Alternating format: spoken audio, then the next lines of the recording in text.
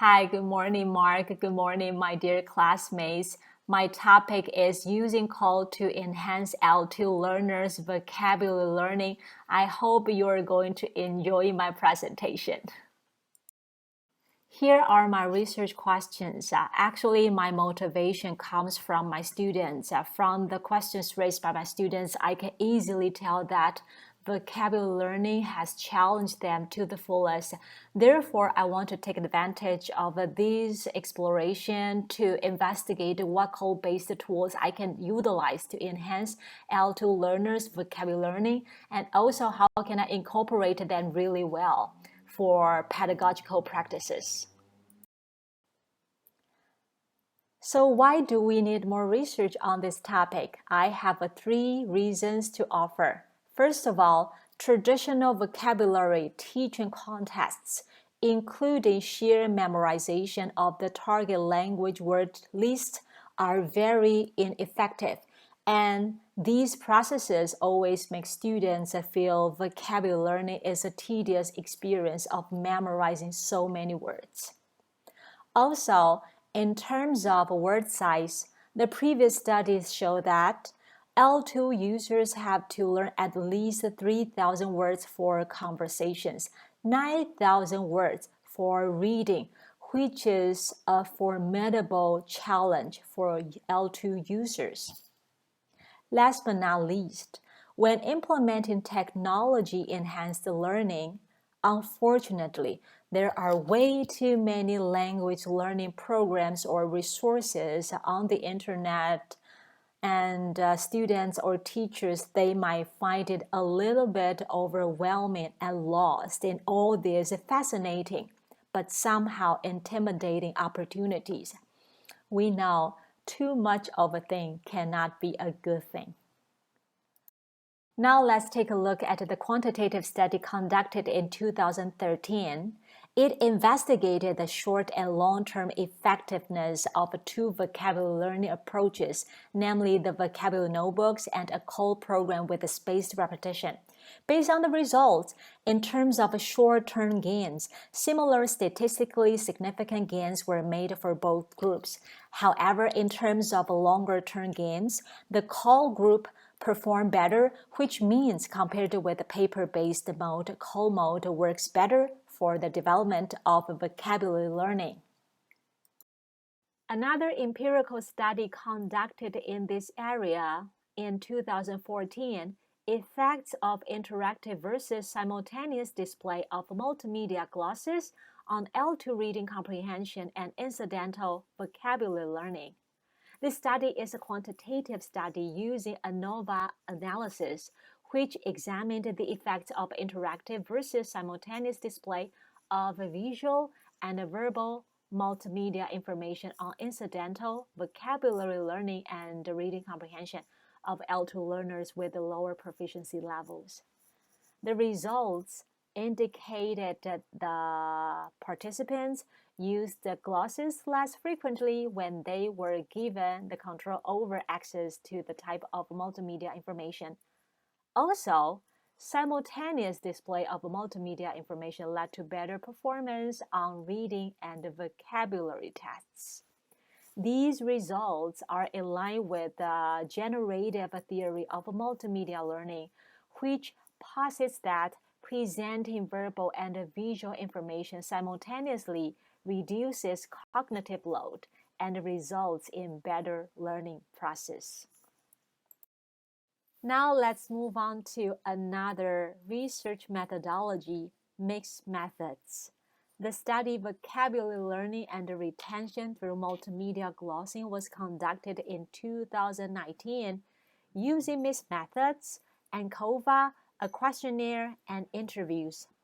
It investigated which modes of gloss presentation, such as L2 definition, oral and video animation, are effective for learners' vocabulary learning and delayed word recollection.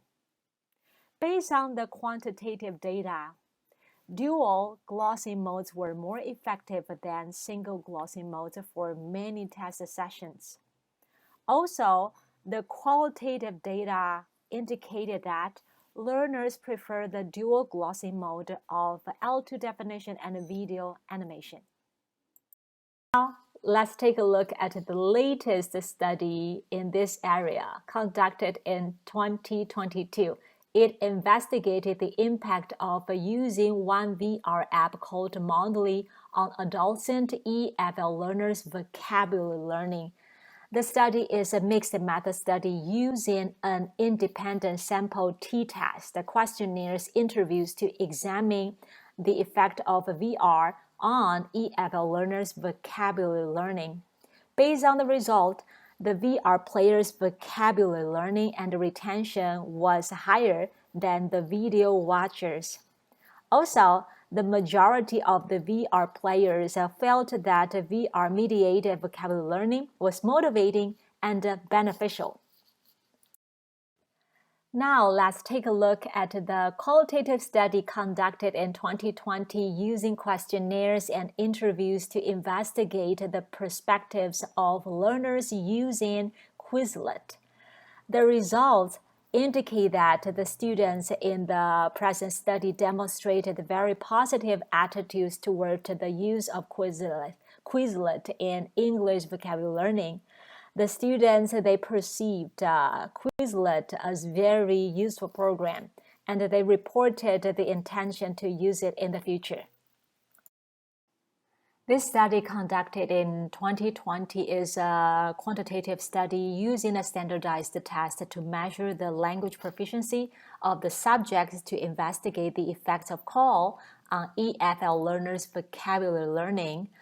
And the result indicated that the participants using the call-based methods outperformed than the control group and had a positive attitude toward the use of call.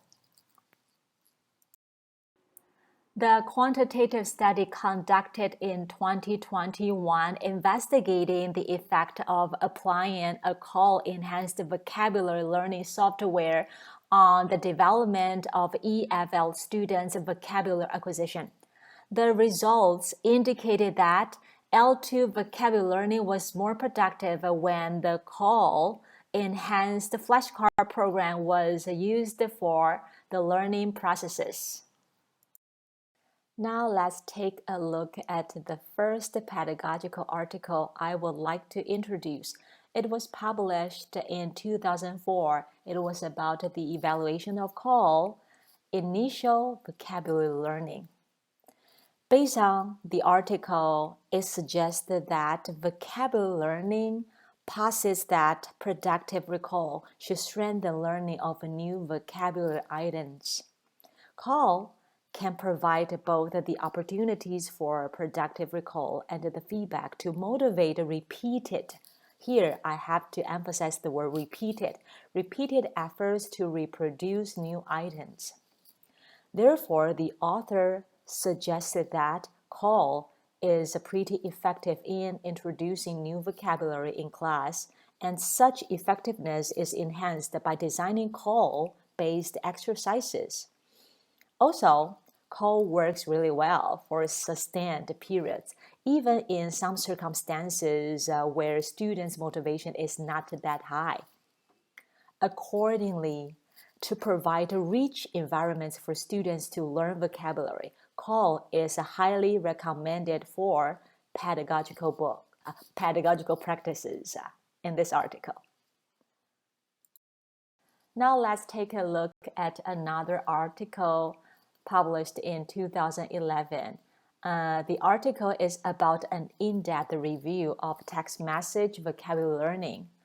It first illustrates various definitions of call and mall, and then the article reviews several theories, important theories, and empirical studies regarding mall and text message vocabulary learning.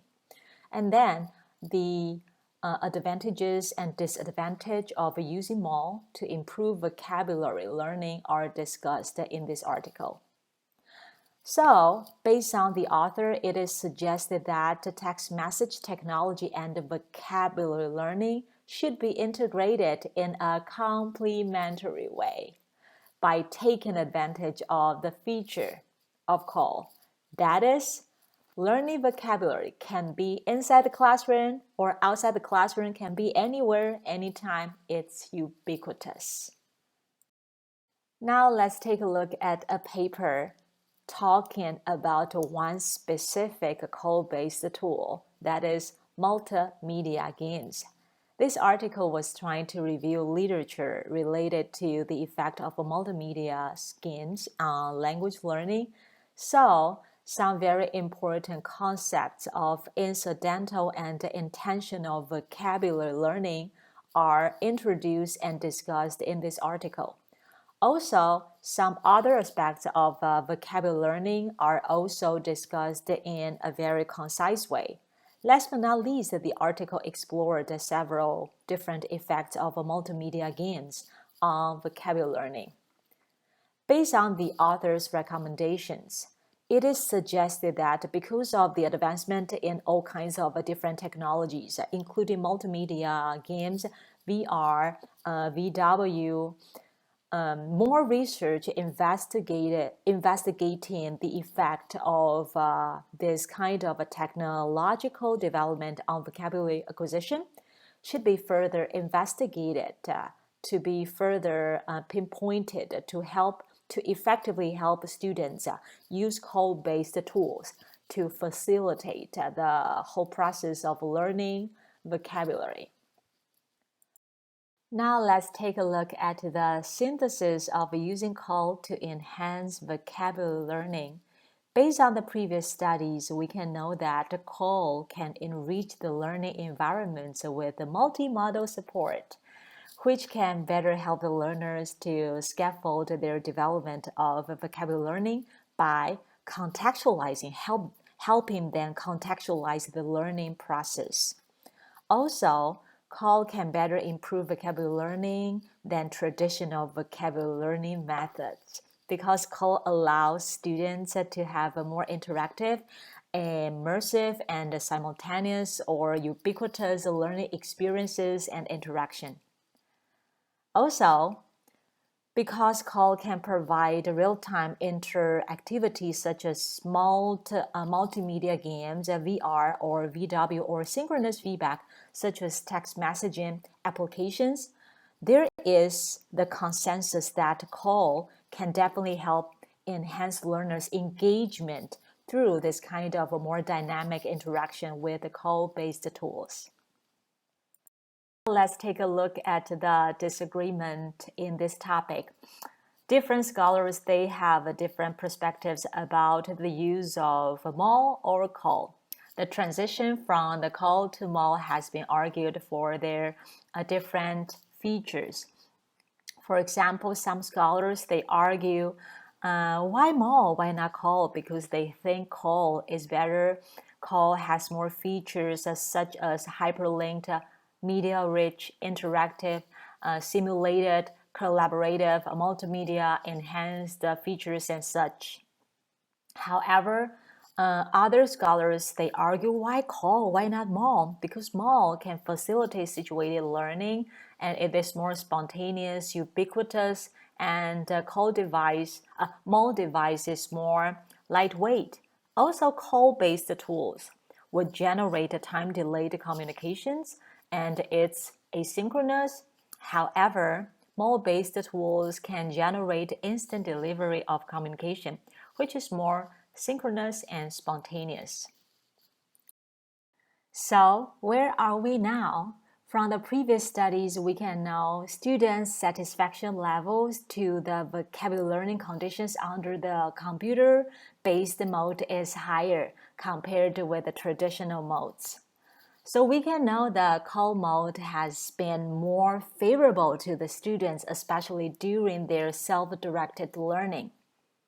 Also, more and more mall-based tools are accessible to the students, and a lot of studies they start to focus more on the use of mall-based tools for vocabulary learning for their usefulness inside and outside the classroom. So now, where are we going? Based on the previous studies, since we have compared traditional and call modes many times, now it's time for us to focus more on the investigation of what specific tools, code-based tools, can work the best to sustain students' effort, motivation, attitudes, or enhance their vocabulary retention. And also, there's something really important. Since we know there are advantages code-based tools and mode-based tool have, before deciding on the role of the technology we are going to use in our classroom for pedagogical practices, not only the students but also the teachers should be well prepared before the technology opened up our ways into our academic lives. So, what are my thoughts and observations? After reading so many articles and papers in this area, I realized that although Call and Mo have so many advantages, they're just instrumental in language instruction. Technologies are not instructors for any instruction. It is we teachers and our students that decide on what tools we want to use and how to use them well. Also, as mentioned above, code-based tools are just instructional tools which help us facilitate the process of teaching and learning.